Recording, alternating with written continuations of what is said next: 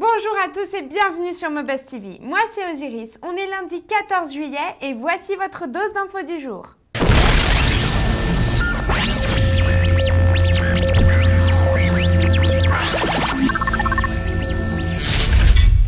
Avant, quand j'étais gamine, pour apprendre d'une façon sympa le fonctionnement du corps humain, il y avait ça.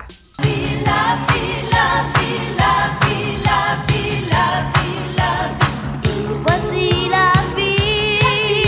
Eh bien aujourd'hui sur le net, il y a un site plutôt intéressant qui permet de consulter des reconstitutions vraiment bluffantes du corps humain et de son fonctionnement.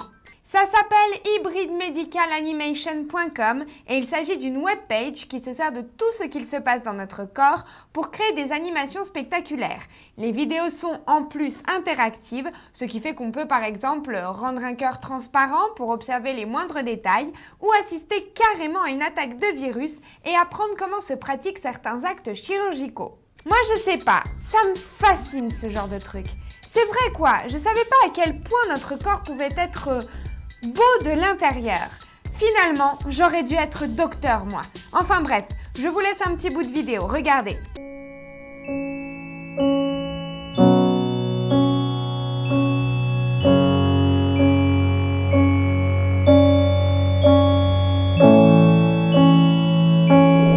Je sais pas vous, mais moi perso, l'un des trucs qui m'arrive le plus souvent avec mon portable, c'est de me retrouver sans batterie au beau milieu de la journée. Eh bien voici une solution pour tous ceux qui, comme moi, sont de véritables têtes en l'air à l'heure de bien recharger son téléphone. Le Juice Bar. Il s'agit, comme vous le voyez, du chargeur de téléphone d'urgence le plus fin du monde. Le gadget est aussi gros qu'une carte de visite et ce qui est cool, c'est qu'il est apparemment capable d'alimenter un téléphone portable pendant 480 minutes en veille et environ 1 heure de conversation selon le modèle. Il recharge les téléphones Nokia, Samsung, Motorola et BlackBerry en 1 heure et ceux-ci peuvent être utilisés quand vous voulez pendant cette période. Moi je trouve que l'idée est bonne. Maintenant voilà, le truc à faire maintenant serait de ne jamais oublier son juice bar à la maison et ça c'est une autre histoire.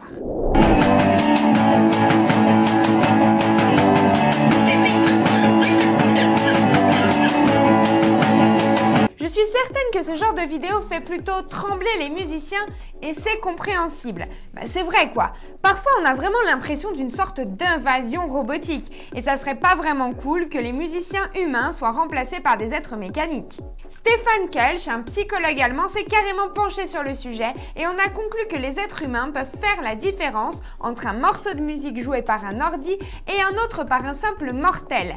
Ouf! En fait, Monsieur Kölsch a branché 20 personnes à un encéphalogramme, les forçant à écouter des sonates de piano jouées tour à tour par des êtres humains et des ordis. Apparemment, les enregistrements joués par les humains les faisaient transpirer, contrairement aux versions numériques. Donc, tout ça veut dire, ou plutôt prouve, que les musiciens veulent nous communiquer un message lorsqu'ils jouent, chose que ne savent pas encore, croisons les doigts, faire les robots. Donc, plus la musique est électronisée, moins à la dame.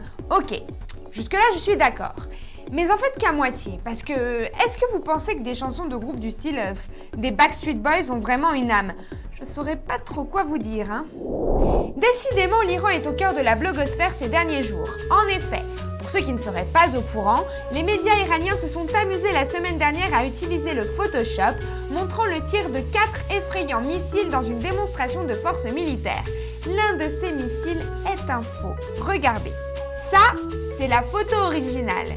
Et ça, c'est celle qu'ils ont publiée. Regardez d'ailleurs comment ils l'ont fait. Vous voyez, c'est du vrai copier-coller. Bon alors oui, ce type de désinformation destinée à impressionner est assez triste.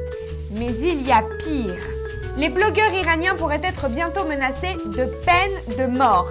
Carrément. En effet, le Parlement iranien envisagerait d'adopter la peine de mort pour les blogueurs qui promeuvent la corruption, la pornographie et l'athéisme. L'objectif officiel est de durcir les punitions pour dommages causés à la sécurité mentale de la société. Le texte est formulé en termes vagues qui laissent une liberté considérable aux autorités et franchement, ça fout la trouille quand même, non ? L'un des trucs marrants avec la Wii sont les tas de différents types de commandes qu'ils ont sortis. Le volant, les gunbox, les épées, pistolets, raquettes de ping-pong et j'en passe et des meilleurs. Comment est-ce que vous vous imaginez le joystick du futur? Quelle sera l'évolution des commandes de contrôle de la Wii? Eh bien, il y a une application qui apporte une solution. Tout et n'importe quoi. Il s'agit en fait d'un logiciel Windows développé par la société Camtrax qui, avec une simple webcam, repère tout type d'objets et leur attribue des coordonnées X, Y et Z afin de vous permettre de jouer avec les objets. Ainsi, les mouvements de votre bouteille, papier hygiénique ou peu importe quoi sont mappés avec des actions du jeu pour faire office de contrôleur. Alors ce super truc est encore à l'état de test et n'est donc pas encore disponible pour le grand public. Mais la bonne nouvelle, c'est que ses créateurs voudraient apparemment le mettre à dispo de tous gratos. Est-ce que vous vous êtes déjà demandé à quoi ressemblerait une partie de golf avec Dark Vader? Non? Eh bien la vidéo qui suit vous apporte la réponse. Pour ma part, je vous laisse en profiter, vous fais plein de gros bisous et vous dis à demain sur Mobuzz TV. Ciao!